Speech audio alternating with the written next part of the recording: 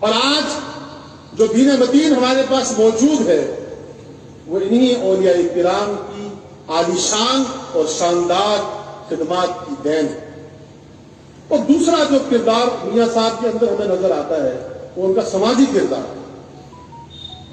جس طرح سے اس خانوادے میں اور ان کے آباء و اجداد نے ہمارے سماجی تانے بانے کو قائم رکھنے میں جس مزاج کا انتخاب کیا، جس روش کا انتخاب کیا، جس طریقہ کار کو اپنایا، یقین مانیے وہ بہت کم دیکھنے کو ملتا ہے۔